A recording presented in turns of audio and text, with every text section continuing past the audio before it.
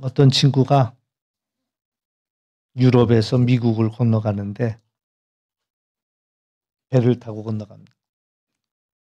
배가 여러 날 가죠, 여러 날. 여러 날 가는데 배상만 간신히 냈지 밥값이 없었어요. 밥값이. 그러니까 남들은 식당에 내려가서 맛있게 먹는데 이 친구는 그냥 바깥에 나가서 냉수로 이제 배고픈 배를 채우면서 그러면서 이제 배를 타고 가는 거예요. 근데 뭐 하루가 이틀, 3일 되니까 이제 너무 배가 고파갖고 견딜 수가 없는 거예요.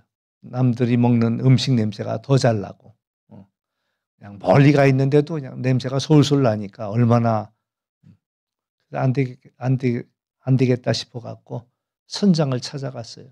선장님, 제가 돈이 없어서 그냥 뱃상 만나고 탔는데 도저히 배고파서 안 되겠으니까 어떤 일이라도 시켜주십시오.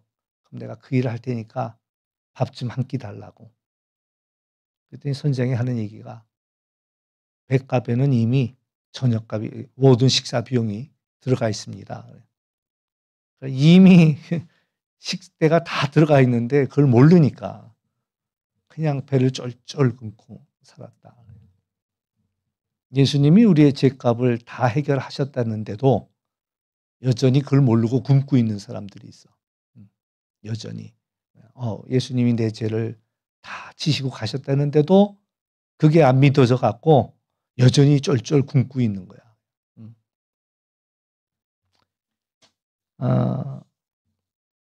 여러분 십자가의 차이를 아시나요? 십자가의 차이. 어떤 십자가에는 예수님이 있고 어떤 십자가에는 예수님이 없어요. 그 차이 여러 번 말씀드렸는데 캐톨릭의 십자가에는 예수님이 달려 있습니다. 캐톨릭. 그리고 개신교의 십자가에는 예수님이 없어요. 왜 그러냐? 그것도 가지고 있는 신학적인 배경이 다르기 때문에 그렇습니다. 캐톨릭에서는 고난당하는 예수님에다가 무게를 둬요. 고난당하는 예수님에다가. 그렇기 때문에 여전히 예수님은 예수님의 고난은 현재 진행형이야.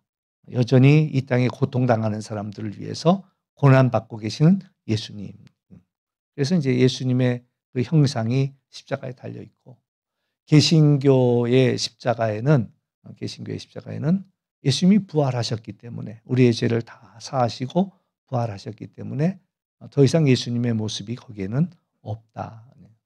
또 물론 이제 그 이야기도 될 수 있습니다. 하나님께서 우상을 만들지 말라 했기 때문에 예수님의 형상이 이제 우리 개신교의 십자가에는 당연히 제거를 했죠. 그러나 이제 캐톨릭에서는 굉장히 이제 그림이라든가 조각이라든가 이런 것들 참 많이 한 이유가 뭐냐면 당시 이제 글씨를 아는 사람들은 별로 없었습니다. 글씨를 안다라는 것은 이제 그 당시에 상당한 권력을 쥔 사람들만이 글씨를 알 수 있었어요. 글씨를. 그러니까는 아무도 글씨를 몰랐는데 그러니까 이제 그 예수님의 이야기를 들려주기 위해서는 그림이 필요했고 조각이 필요했고 근데 이제 하나님께서 십계명에서 우상을 만들지 말라라고 만들었는데 이제 교육상 그런 것들을 만들어 놨고 만들어 놓고 나니까 사람들이 또 그것을 굉장히 뭐라 그럴까 신성시 여기고 그래서 거기 가서 입 맞추기도 하고 제가 동방정교회도 한번 가본 적이 있는데 미국에 갔다가 어느 목사님 만나기로 해도 못 만나서 이제 아는 사람하고 동방정교회를 가봤는데 앞에 갔더니 앞에 성화가 하나 있더라고요. 그러니까 그 예수님 상에다가 가가지고 들어오는 사람마다 다 입을 맞춰. 앞에서 어떤 분이 입 맞추고 하면 그 다음 사람 가서 입 맞추고 이제 대신 한 사람이 옆에 서 있다가 수건으로 닦아 그제 입 맞춘 데는 이제 닦아는 주는데 하여튼간 보면서 심란하더라고. 나도 입 맞추고 들어가야 되는 건지 말아야 되는 건지. 아무튼 그래서 이제 개신교의 십자가와 그 천주교의 십자가 다르다. 그러니까 여러분들이 십자가 사는 건 자유입니다. 아이 그래도 십자가에 예수님이 달려 있는 게 그래도 보기 좋지.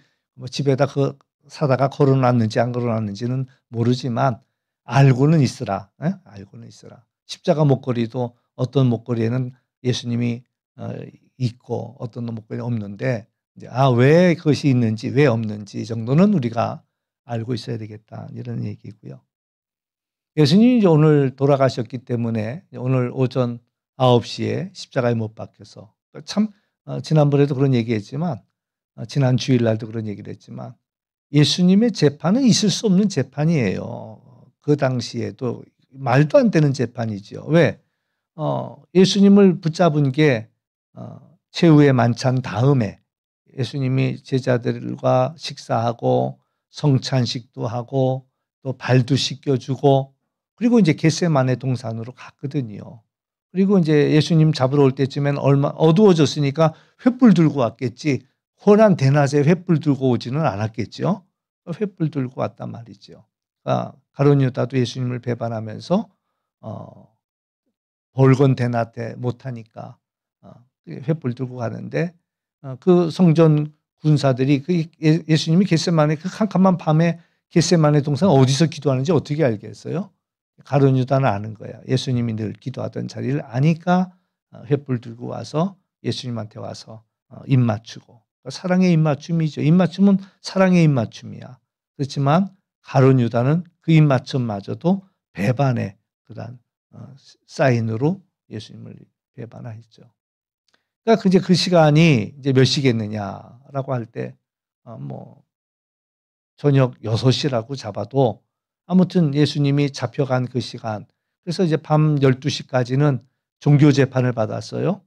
유대인들에게 제사장들에게 가야바, 안나스 그리고 사내들인 공의회에다 세워갖고 예수님을 죽이기로 그게 이제 밤새 있었던 일들이고 그리고 이제 아침 새벽 6시 정도에 이제 빌라도에게 예수님을 끌고 가잖아요. 이제 거기서 빌라도는 어떻게 해서라도 예수님을 상관하지 않으려고 했단 말이죠. 그래서 헤로데에게도 떠넘겼어요. 그러니까 처음에 빌라도에게 끌고 왔다가 또 헤로데에게 그 새벽에 끌고 갔다가 또 다시 빌라도에게 끌려왔고 그리고 이제 채찍 맞고 그리고 십자가를 메고 그리고 골고다에 올라가서 십자가에 못 박힌 시간이 그게 오전 9시야. 그러면 생각해 보세요. 어제 저녁 같이 먹은 사람이 오늘 십자가 9시에 달려 죽었다면은 이게 제대로 된 재판이냐 말이죠.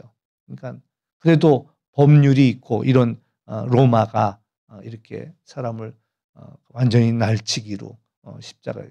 그러니까 이건 자연적으로 있는 일이 아니라 하나님이 그 일을 하시려고 허락하셨기 때문에 가능했던 일이다. 그래서 이제 오늘 예수님이 십자가 위에 돌아가셨기 때문에 우리는 성금요일이다. 거룩한 금요일이다. 이렇게 이야기합니다. 근데 영어로 오늘 이야기하면 오늘 영어로 굿 프라이데이입니다. 굿 프라이데이. 좋은 금요일. 예수님 십자가에 못 박혀 돌아가셨는데 사람들은 영어로 굿 프라이데이라고 이야기해요. 십자가에 달리기 좋은 날이라 그랬나? 이제 그 뜻은 뭘까라고 할 때 이제 뭐 두 가지 해석을 합니다. 하나는 예수님의 그 죽음이 우리에게 부활을 가져오고 우리에게 구원을 가져오기 때문에 그래서 굿 프라이데이다라고 이제 이야기하는 견해도 하나 있고 또 하나님의 가스 프라이데이 그것이 이제 변화돼 갖고 의미가 변화되어서 굿 프라이데이가 되었다. 뭐 이제 이런 하나의 또 해석이 있습니다. 근데 아무튼 이제 예수님께서 우리를 위해 죽으셨고 또 오늘 이제 우리는 그 부활 속에서 우리가 살아가는 그런 우리가 되어야 되겠다라는 것 기억하시고 원하시긴 여러분들도 여러분의 옛 모습 또 죄, 그러니까 모든 문제를 죄라고 이야기합니다. 모든 문제를요. 우리 안에 있는 상처도 죄가 되고요. 또 우리 안에 있는 그런 병든 것도 죄가 되고 우리에게 있는 무거운 짐도 다 죄가 되지요. 그 문제를 그 모든 문제를 죄라고 표현하고 예수님은 십자가 위에서 우리의 모든 죄를 가져가셨고 그리고 나서 우리에게 새로운 기회를 주시는 거예요.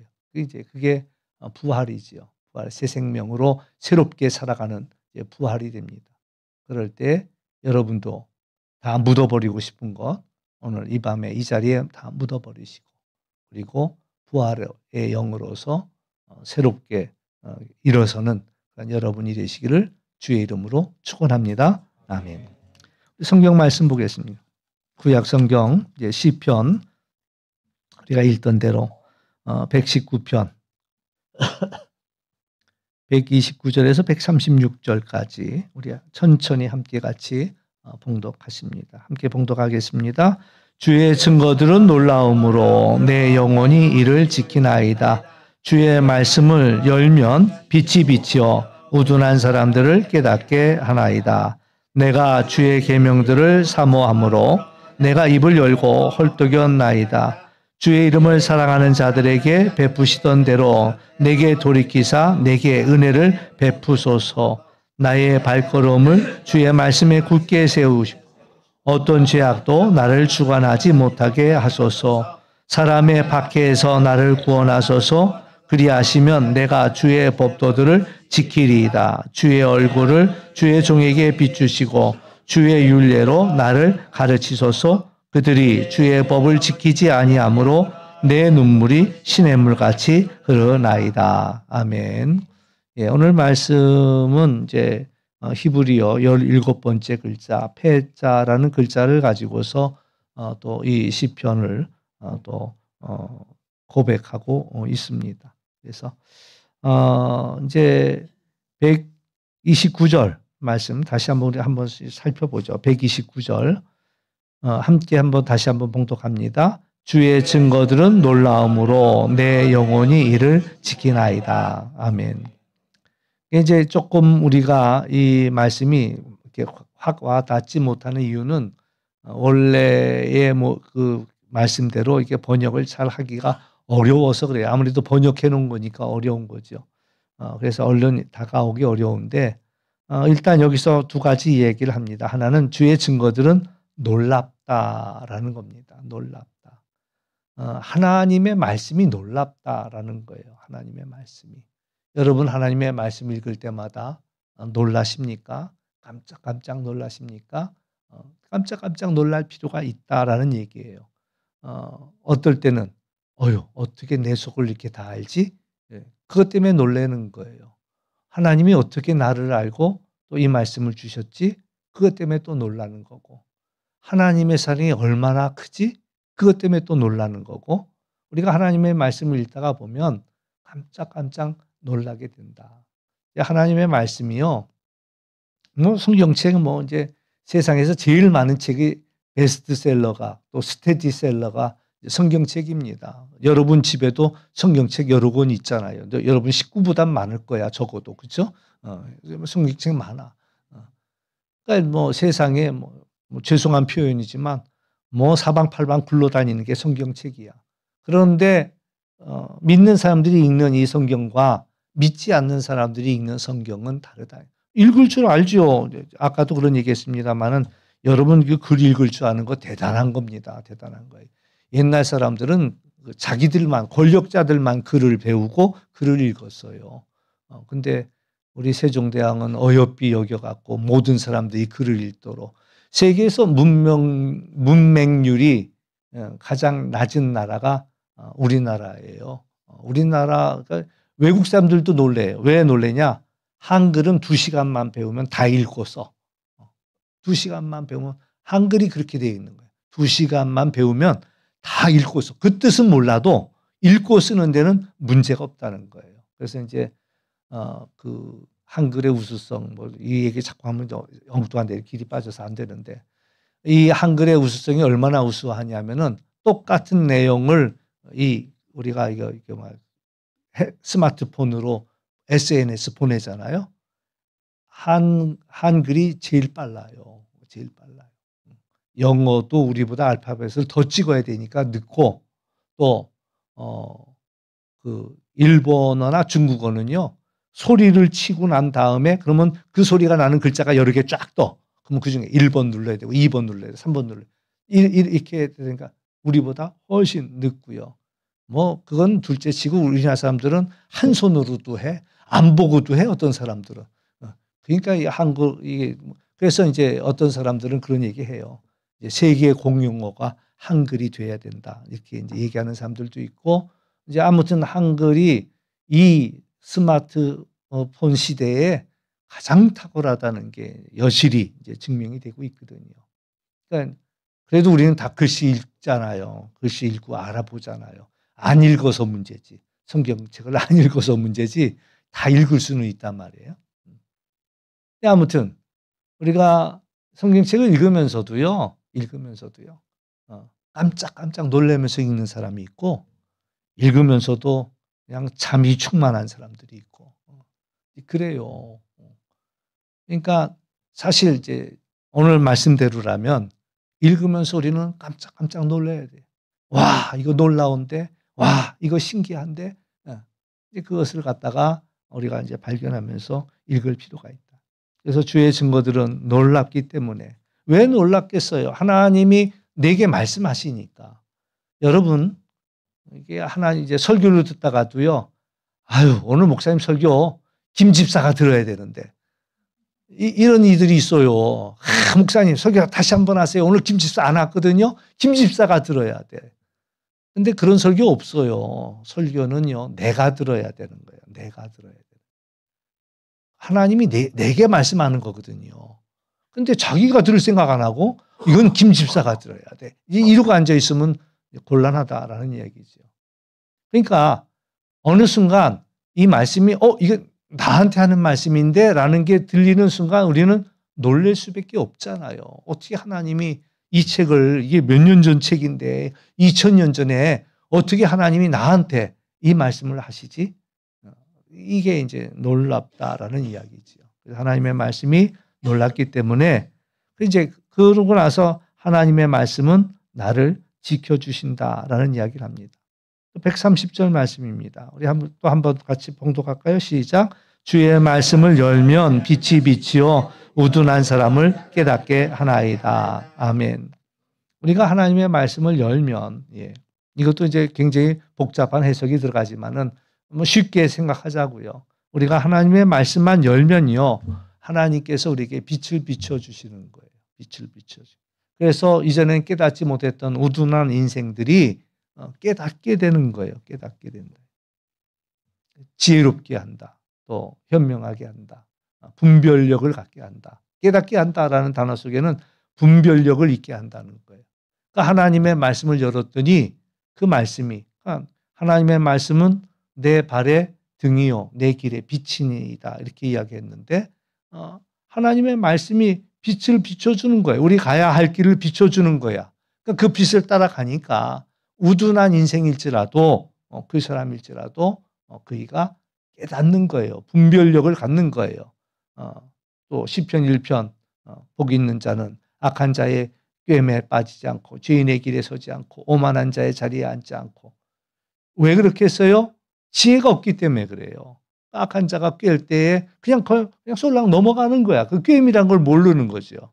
그런데 하나님의 말씀을 가까이 하면 지혜가 있고 복이 있다 보니까 그것을 알아차리는 거죠. 이거 지금 유혹이야. 이거 날 꾀는 거야. 그러니까 그걸 알아차리고 나서 우리가 바른 길을 갈 수 있다는 거예요. 물론 여기서 또 하나님의 말씀을 열면 누가 여냐에 따라 내가 연다라고 이제 일단 이렇게 생각할 수도 있지만 하나님이 그것을 열어서 우리에게 보여주시는 거죠. 하나님의 말씀을 보여주는 겁니다. 그러니까 똑같이 하나님 말씀 다 들어도 다 똑같이 깨닫지 못해요. 깨닫지 못해요. 항상 하나님의 말씀이 선포되어질 때 내게 주어지는 말씀을 꼭 붙드시기를 주의 이름으로 축원합니다. 그 사람이 복 있는 사람이야. 응? 똑같이 하나님의 말씀 다 들었는데 어떤 이는 은혜를 받고 나가는데 어떤 이는 오늘 졸려서 혼났어 이러고 나가는 이들도 있다라는 거죠. 그러니까 똑같지 않아요. 말씀을 똑같이 선포하고 똑같이 그 자리에 있었지만 듣는 사람이 달라요. 그러니까 그 네 가지 밭의 비유도 나오잖아요. 씨 뿌리는 자가 씨를 뿌렸는데 어느 밭은 길짝밭 같아서 씨알도 맺히지도 않는 밭이 있는가 하면 어떤 밭은 뿌려졌는데 기쁨으로 받았는데 흙이 얇아서 그래서 핍박이 해가 나니까 핍박을 받으니까 이내 말라서 없어지고 어떤 말씀은 떨어졌는데 가시덩굴에 떨어져서 거기서 나기는 나는데 영양분을 다 빼앗겨서 결실하지 못하는 가시덩굴이 다 영양분을 뺏어가니까 제대로 결실하지 못하고 나오는 거죠. 좋은 밭에 뿌려진 건 30배, 60배, 100배 이 결실이 있더라라는. 그러니까 똑같이 씨를 뿌리는데 그 마음의 밭에 따라서 이게 열매 맺는 게 다르더라라는 이야기죠. 근데 오늘도 하나님께서 그 말씀을 열어주실 때에 우리가 하나님 내게 주신 말씀으로 내게 주신 말씀을 갖다 그걸 뭐라 그러죠? 목사님? 레마라고 그러나? 레마? 내게 주신 말씀. 성경 말씀은 예, 레마. 예. 내게 주신 말씀이야. 그러니까 여러분 좋아하는 성경 구절이 있잖아요. 그건 하나님이 내게 주신 말씀이야. 그게 레마예요. 나한테. 그러니까 성경 말씀이 똑같이 우리에게 말씀하고 있지만 이 말씀을 알아차리지 못하는 경우들이 많단 말이죠. 놓치는 거예요. 뭐 저도 마찬가지예요. 저도 성경 쓰다가 보면요. 필사하다 보면은 이 말씀이 있었네. 뒤늦게 발견할 때도 있어요. 읽고 벌써 수없이 읽었는데도 발견하지 못했던 말씀이. 왜? 다른 때는 그 말씀 읽을 때 나하고 해당이 안 되니까 그냥 흘러가듯이 지나간 거야. 그런데 어느 날 내게 문제가 생겼고 그 말씀이 딱 내게 열쇠가 되니까 눈에 확 뛰어 들어오는 거죠. 그게 레마의 말씀이에요. 그래서 항상 하나님의 말씀이 여러분에게 열려서 또 여러분에게 깨닫게 하는 놀라운 역사가 있기를 주의 이름으로 축원합니다. 예. 131절, 132절 우리 함께 같이 읽어보겠습니다. 시작. 내가 주의 계명들을 사모함으로 내가 입을 열고 헐떡였나이다. 주의 이름을 사랑하는 자들에게 베푸시는 대로 내게 돌이키사 내게 은혜를 베푸소서. 아멘. 내가 주의 계명을 사모한다. 그래서 입을 열고 헐떡였다. 헐떡였다라는 단어를 국어사전을 찾아보니까 숨이 차서 헐떡이는 걸 얘기합니다. 근데 하나님의 말씀을 얼마나 사모하는지 헐떡이고 있는 거예요. 헐떡이 하나님의 말씀을 사모하는데. 그거 아세요? 성경 공부를 한다 그러면 누가 성경 공부를 하느냐? 여러분 성경을 아는 사람이 성경 공부할까요? 성경을 모르는 사람이 성경 공부할까요? 성경을 아는 사람이 성경 공부해요. 참 이상해. 성경 모르는 사람이 할 것 같은데 성경 모르는 사람은 성경 공부 안 합니다. 안 해요. 근데 성경 공부 조금 한 사람들은 또 성경 공부하는 거예요. 더 들으려고 사모하는 마음으로. 그러니까 오늘 우리가 하나님의 말씀을 사모하는 겁니다. 이게 남의 얘기가 아니라 하나님이 내게 말씀하시니까 헐떡이는 마음으로 그 말씀을 우리가 구하는 거고요. 또 132절 말씀처럼 주의 이름을 사랑하는 자들에게 베푸셨던 대로 성경에 보면 하나님이 사랑했던 사람들이 있습니다. 예, 다윗도 사랑했죠. 또 솔로몬도 사랑했고 여러 사람들 모세도 사랑했고 하나님이 사랑한 사람들에게 베풀어 주셨던 그러한 은혜를 그 사랑하는 자들에게 베풀어 주셨던 대로 내게도 내게 돌이키셔서 내게도 은혜를 베풀어 달라. 역시 마찬가지예요. 은혜를 아는 자가 은혜를 구합니다. 은혜를 아는 자가 은혜를 더 사모하는 거예요. 은혜를 모르는 자들은 구하지도 않아요. 그렇지만 은혜를 아는 자들은 또 정말 지혜로운 자는 우리가 하나님의 은혜로 살고 있다라는 사실이지요. 하나님의 은혜로. 오늘도 여러분 감격스럽지 않습니까? 하나님이 나를 이렇게 지켜주셨다라는 것 자체가 감격스럽지 않느냐.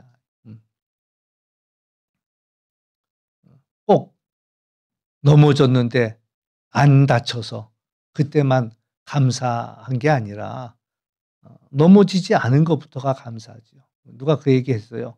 아버지와 아들이 말을 타고 가는데 말이 하나가 쓰러지면서 아들이 떼굴떼굴 굴렀거든요. 아버지가 깜짝 놀라서 안 다쳤냐 했더니 일어나면서 하는 얘기가 아버지 말에서 떨어졌는데 안 다친 게 너무나 감사해요. 그랬더니 아버지가 하는 얘기는 나는 말에서 안 떨어진 게 감사하다. 그렇죠. 그렇게 따지고 나면 오늘 우리에게 별일이 없는 게 감사한 거예요. 예. 이 세상이 참 어려운 세상 아니에요. 내가 잘못 안 해도 오늘도 유튜브를 보다 보니까 어떤 안타까운 얘기가 있느냐면은 남편은 이제 병원에 있고 부인이 친구 차를 타고서 이렇게 달리고 있는데 앞에 교통사고가 나가 가지고 이 차가 섰어요. 근데 뒷차가 보지 못하고 그냥 달려와 가지고는 앞차를 밀어버려 가지고 거기 탔던 엄마 딸이 그냥 그 자리에서 다 엄마는 그 자리에서 바로 죽었고 죽어가면서도 엄마가 그냥 그 아이를 끌어안고 있었대요. 그러니까 그 아이를 구조할 때까지만 해도 엄마 숨이 붙어 있었는데 그 엄마를 끄집어내려고 하니까 그때는 이미 이제 숨이 끊어졌더라. 그러니까 아이가 구조되는 거 보고 그리고 나서 이제 완전히 차가 그냥 납작해져 버린 거예요. 근데 그건 그이가 잘못한 거 없잖아요. 뒷사람이 와서. 그러니까 우리가 이 세상을 살아가면서 인생의 반은 내가 잘못 안 해도 내게 어떤 어려움도 일어날 수 있다라는 거예요. 내가 아무 잘못 안 해도. 땅이 꺼질 줄 어떻게 알았어요? 여러분들 잘 걸어 다녀야 돼요. 서울시가 그 수도관이 그 배수관이 그 하수도관이 노후해져 갖고 언제 어디서라도 싱크홀이 일어날 수 있대요. 그러니까 멀쩡하게 가던 차가 땅속에 처박히고 사람이 없어지고 막 그러니까 참 어려운 세상 우리가 살고 있어요. 그럴 때 우리는 하루하루가 하나님의 은혜라는 사실들을 고백해야 되는 거죠. 오늘 하루도 저희들 지켜주신 거 하나님 감사합니다라는 이야기고 또 우리가 살아있다는 것은 우리가 아직도 해야 할 일이 있다라는 사실들을 우리가 기억하면서 우리가 귀하게 살아가야죠. 133절, 134절 우리 함께 같이 봉독해 봅니다. 시작. 나의 발걸음을 주의 말씀에 굳게 세우시고 어떤 죄악도 나를 주관하지 못하게 하소서. 사람의 박해에서 나를 구원하소서. 그리하시면 내가 주의 법도를 지키리이다. 아멘. 나의 발걸음이니까 이제 우리가 걸어가는 길을 의미합니다. 우리의 인생을 의미합니다. 하나님 나의 인생을 말씀드렸잖아요. 이력서라고 할 때 이력서가 뭐냐면 신발 이자 그리고 역사할 때 그 역자입니다. 그러니까는 내 신발이 걸어온 역사, 내 신발의 역사가 이력서란 말이죠. 내가 어떠한 길을 걸어왔다라는 거. 그러니까 내 발을 주님 굳게 세워달라. 말씀 위에 굳게 세워달라. 이렇게 이야기하죠. 그러면서 어떤 죄악도 나를 주관하지 못하게 하소서. 또 두 번째는 박해입니다. 그러니까 두 가지 생각할 수 있어요. 나를 넘어뜨리는 것이 하나는 죄악이고 하나는 박해라고 이야기할 수가 있는데 박해는 밖에서 받는 게 박해입니다. 밖에서 다른 외부에서 오는 게 박해예요. 그에 비해 죄는 내 안에서 일어나는 것들이 죄라고 이야기할 수가 있죠. 그래서 어떤 죄악도 나를 주관하지 못하게 하소서. 말씀 하나 보여주실까요? 창세기 4장 7절 말씀입니다. 창세기 4장 7절. 우리 함께 같이 봉독해 보십니다. 내가 선을 행하면 어찌 낯을 들지 못하겠느냐? 선을 행하지 아니하면 죄가 문에 엎드려 있느니라. 죄가 너를 원하나 너는 죄를 다스릴지니라. 아멘. 누가 누구한테 한 얘기일까요? 하나님께서 가인에게 한 이야기죠. 가인에게. 태초에 아벨과 가인이 하나님께 제사를 드렸어요. 그러니까 첫 제사가 되겠죠. 첫 제사가 됩니다. 이제 가인은 농사를 지어서 곡식을 드렸고 아벨은 양을 키워서 양을 드렸어요. 하나님께서 가인의 제사는 받지 아니하시고 아벨의 제사는 받으셨단 말이에요. 그러니까 이제 이 가인이 기분이 편치 않은 거예요. 얼굴이 울그락불그락 하는 거야. 그때 이제 하나님이 하신 말씀이에요. 내가 선을 행하면 어찌 낯을 들지 못하겠느냐. 그러면서 선을 행하지 아니하면 죄가 문에 엎드린다. 그러니까 죄가 찾아와서 그 앞에 엎드리는 거예요. 왜 엎드리겠어요? 그를 넘어뜨리려고, 그를 쓰러뜨리려고. 그러니까 죄가 너를 원하나 너는 죄를 다스려라. 그러니까 이제 죄가 요구하는 거예요. 이제 내가 이 가인은 내가 가져가겠다. 내 아래 두겠다는 거죠. 그러니까 요청은. 그러니까 예수님께서 베드로에게 했던 얘기도 그럽니다. 사탄이 너를 밀가부로 또 요청했지만은 내가 너를 위해 기도했다. 예수님께서 그렇게 말씀하셨는데 하나님께서도 이 가인에게 경고를 주는 거예요. 지금 죄가 너의 문 앞에 엎드려 있어. 근데 너 죄를 다스려야 한다. 이런 이야기를 하는 거죠. 그러니까 오늘 말씀 속에서도 어떤 죄악도 나를 주관하지 못하게 해달라. 죄라는 것은 한순간에 우리를 무너뜨립니다. 예. 우리가 어떠한 삶을 살아왔든지요. 그 죄가 우리의 살아온 그 수많은 세월을 살아온 거 하루아침에 무너뜨릴 수 있는 게 죄예요. 그러니까 오늘 이제 그렇게 기도하는 거죠. 주의 발걸음으로 주의 말씀에 굳게 세우시고 또 어떤 죄악도 나를 주관하지 못하게 해달라.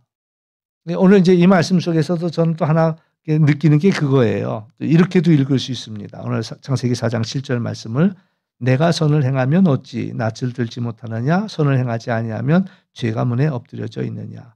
제가 요새 이제 선이라는 단어 갖고 자꾸 얘기하잖아요. 선, 토부라는 단어입니다. 토부. 하나님이 천지를 창조하시고 세상을 보시고 좋았다라고 말씀하셨거든요. 그건 하나님이 말씀하신 대로 된 세상이 하나님이 보시기에 좋았다라는 겁니다. 그러니까 선이라는 게 뭐냐? 토부라는 게 뭐냐? 하나님의 말씀이 이루어진 상태. 선하신 하나님, 하나님의 말씀대로 이루어질 때 하나님 선하신 하나님이시고 또 내 안에 선한 것이 없습니다. 내가 하나님의 뜻대로 살지 못했기 때문에 하나님의 말씀을 이루는 삶을 살지 못했기 때문에 내 안에 선한 것이 없다. 여기서도 저는 같다고 생각하는 거예요. 선을 행하면 말씀대로 산다면 왜 얼굴 들지 못하겠느냐. 말씀대로 살지 아니하니까 죄가 문 앞에 엎드린다라는 얘기를 그렇게 말씀이 또 이렇게 이어지더라고요. 묵상하다 보니까요. 아무튼 우리를 넘어뜨리는 것이 죄악이 우리를 넘어뜨리고 134절은 또 박해가 우리를 넘어뜨립니다. 그럴 때에 이 말씀이 우리를 지켜준다는 거죠. 나의 발걸음을 나의 인생을 주님의 말씀에 굳게 세워주셔서 나를 지켜주소서라는 이야기입니다. 135절입니다. 함께 같이 봉독합니다. 135절 주의 얼굴을 주의 종에게 비추시고 주의 율례로 나를 가르치소서. 그러니까 주의 얼굴을 주의 종에게 비추어 달라. 하나님의 얼굴을 우리에게 향하게 해달라. 한 군데 말씀 더 보겠습니다. 민수기 6장 24절에서 26절 말씀입니다. 민수기 6장 24절에서 26절 함께 봉독하십니다. 시작. 여호와는 내게 복을 주시고 너를 지키시기 원하며 여호와는 그의 얼굴을 내게 비추사 은혜 베푸시기 원하며 여호와는 얼굴을 내게로 향하여 드사 평강 주시기를 원하노라 할지니라. 아멘. 하나님께서 이제 그 백성들을 축복하라고 주신 축복의 내용입니다. 그래서 어떻게 축복하냐? 여호와께서 내게 복을 주시길 원하고 여호와께서 너를 지켜주시기 원하고 여호와께서 그 얼굴을 내게 비추사 은혜 베풀길 원하고 여호와께서 그 얼굴을 내게로 향하여 드사 평강 주시기를 원한다. 그러니까 우리가 하나님의 얼굴을 늘 바라보고 사는 게 그게 복입니다. 우리 서로 이렇게 바라봐야 되는데 서로 바라봐야 되는데 꼴보기 싫은 사람 나타나면 여러분 어떻게 해요? 꼴도 보기 싫으니까 외면해버리죠. 안 봐요. 그 얼굴 안 봐. 보기 싫은 거야. 외면해버리는 거야. 근데 뭐라고 이야기하는 거야? 하나님 그 얼굴을 나 좀 바라봐. 나를 바라봐. 하나님 나 좀 봐요. 나 좀 봐요. 얘기. 내가 하나님을 짝사랑하면 내가 하나님을 쳐다보겠죠. 하나님은 딴 데 쳐다보고 계셔도. 또 반대로요.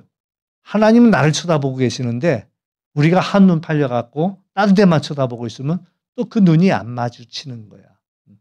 그것도 좋은 일이 아니잖아요. 서로 나도 하나님 바라보고 하나님도 나를 바라보고 그게 이제 평강이고 그게 복이라는 사실이죠. 그러면서 주의 얼굴을 주의 종에게 비춰달라. 그래서 주의 율례를 나를 가르쳐달라. 이제 136절 한 절 말씀을 더 읽고 마칩니다. 함께 봉독합니다. 시작. 그들이 주의 법을 지키지 아니하므로 내 눈물이 시냇물같이 흐르나이다. 아멘. 주의 법을 지키지 않는 사람들 때문에 눈물이 날 필요가 있습니다. 우리는 하나님의 말씀이 이렇게 좋은데, 찬양하면 너무 좋은데, 기도하니까 너무 좋은데, 예배드리니 이렇게 좋은데, 근데 예배드리지 않는 이들을 향하여서 눈물이 날 필요가 있다. 왜 눈물 나겠어요? 난 좋은 걸 너무 아는 거야. 너무 좋은 거야. 내가 아는 거야. 근데 왜 저희는 이 좋은 걸 모를까? 왜 좋은? 이제 그게 가족이 될 수도 있겠고. 우리 아버지 어머니가 정말 함께 예배드렸으면 얼마나 좋을까? 내 아내가, 내 남편이 나와 함께 예배드릴 수만 있다면 얼마나 좋을까? 우리 아이들이 이 예배드리는 게 이게 좋다는 것을 안다면 얼마나 좋을까? 왜? 내가 아니까. 이 예배가 너무 좋은 걸 내가 아니까. 찬양하는 게 너무 좋은 걸 아니까. 왜 이 찬양을 왜 못할까? 그러니까 눈물이 나는 거예요. 그러니까 내가 좋은 거 모르면 안 올 수도 있지 뭐. 그냥 자기 좋은 거 할 수도 있지 뭐. 언젠가 오겠지 뭐. 막연해져. 왜? 나도 좋은 걸 잘 몰라서 그러는 거예요. 근데 이게 너무 좋은 걸 알면, 이게 너무 좋은 걸 알면은 안달이 나죠. 안달이야. 왜 저들은 이걸 모를까? 왜 이걸 모를까? 그러니까 여기서 하나님의 말씀이 자기는 너무 좋은 거예요. 너무 좋은데 하나님의 말씀을 지키지 않는 사람들을 바라볼 때 눈물이 나는 거예요. 눈물이 나는 거예요. 여러분 눈에도 눈물이 났으면 좋겠어요. 여러분 눈에 눈물이 나려면은 내가 그 말씀이 그만큼 좋다는 것을 알아차려야 되거든요. 우리 경험해 보잖아요. 막 찬양 열심히 하다 보면 찬양하는 게 너무 좋아. 기도하다 보면 기도하는 그 시간이 너무 좋아. 기도하는 그 시간이 너무 좋아. 또 말씀을 읽다 보면 말씀을 읽을 때마다 시간 가는 줄 모르는 거예요. 말씀이 너무 좋으니까. 막 그렇게 되는데 그렇지 않은 이들을 바라볼 때마다 이 좋은 거를 저들이 모르니 눈물이 나. 아예 여기는 내 눈물이 시냇물 같대. 시냇물 막 나듯이. 그래서 오늘 이 말씀들이 1절에 첫 절의 말씀을 놀라와. 하나님의 말씀을 읽을 때마다 놀라와. 원하기는 여러분이 말씀을 읽을 때마다 놀랍고 이 말씀을 모르는 이들을 생각할 때마다 시냇물 같은 눈물을 흘리시기를 주의 이름으로 축원합니다. 예, 기도하겠습니다.